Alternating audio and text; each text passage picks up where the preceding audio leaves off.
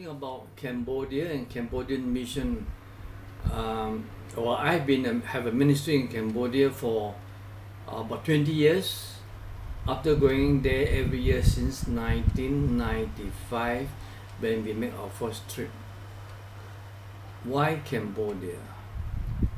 Cambodia is our neighbor.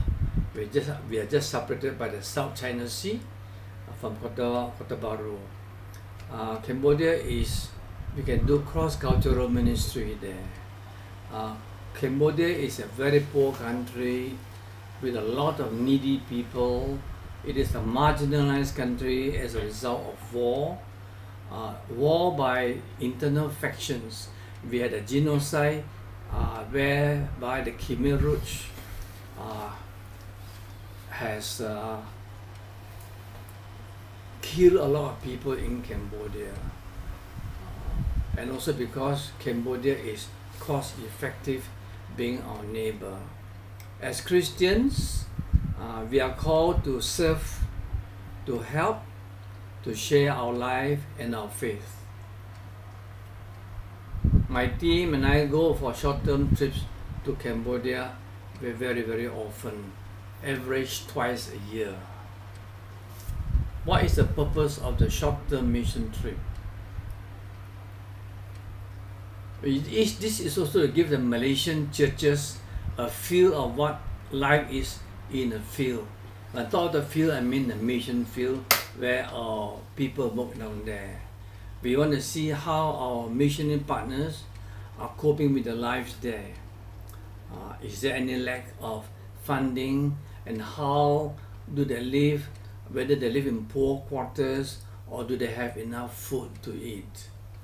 We want to give them member care and support. Partners often not getting enough support and news from home. We also want to learn to understand the stress of the partners.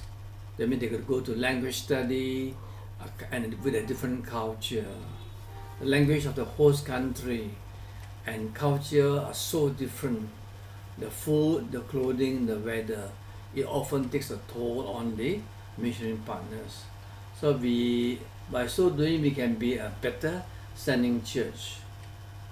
The whole idea is to improve our service as a sending church and to better manage partners on re-entry. Personal involvement. I've been in and out of Cambodia for about 30 times for the past 18 years. This year is the 18th year, and by the time we come the next year, it will be the 19th year.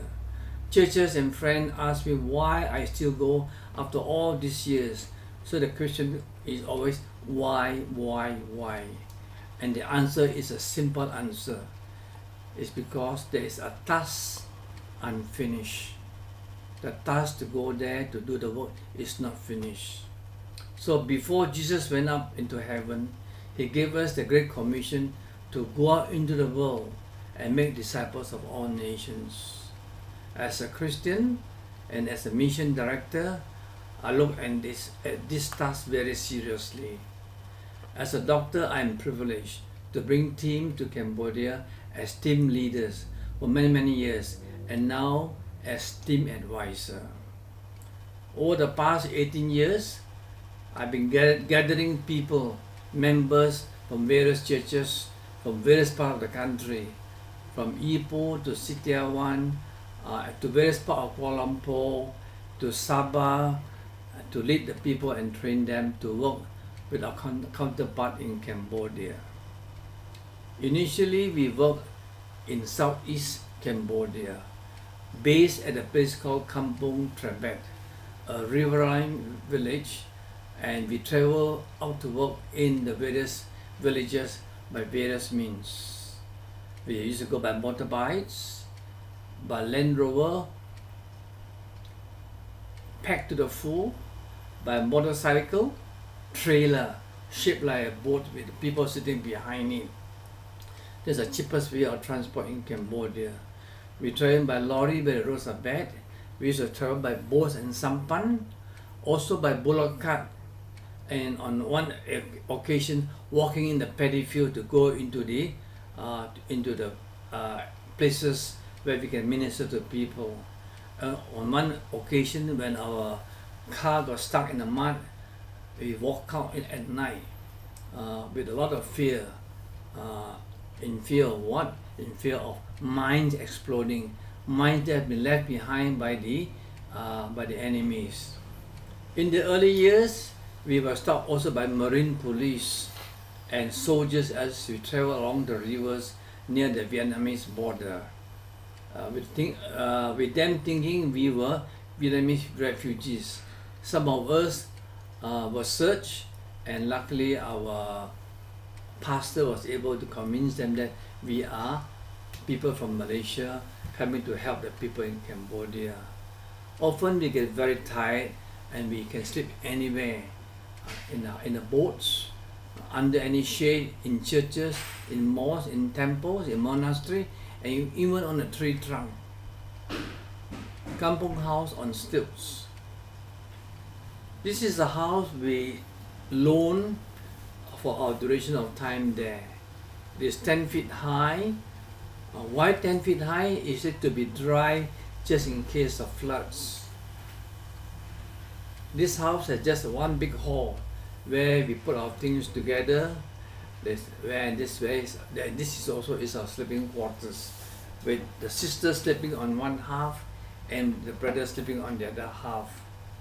Morning calls here is always done by the cook. The cook coming in at 5 a.m. in the morning to start the fire for cooking for our breakfast, and the smoke is enough to wake the most sleepy. We had no water or electricity and toilet is anywhere and everywhere. I have worked in various parts of Cambodia, the latest in the south and in the west. We have helped to build 2 large churches and schools in Kampong Trebet and also in Tak Mau, the latter in the middle of a large commune of rice paddy fields. This year I took my church, AGC, to its first mission trip, and we worked out with our church called OC in Phnom Penh, and we planned for another trip in April 2013.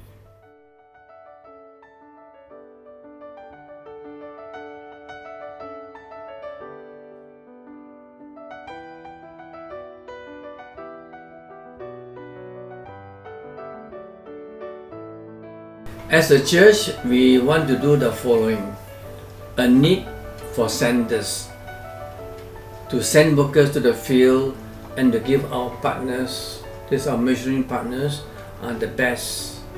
We want to give them moral support. We want to give them logistic support. We want to also give them good financial support, also prayer support. Very importantly, we offer Mesa is communication support. We want to teach them or to groom them for re-entry. In other words, re-entry support and also debriefing. Our part in the big picture, and they include to educate the church and the mission committee and the church members, and to send up more people into the field so that they know what it is like to work in the field. Going out for a short-term mission is the easiest thing to do, and the one my team members to learn and in turn to lead others. After nearly 20 years, I can say I'm happy as I've trained a few leaders to take over my role. God bless you all. Thank you.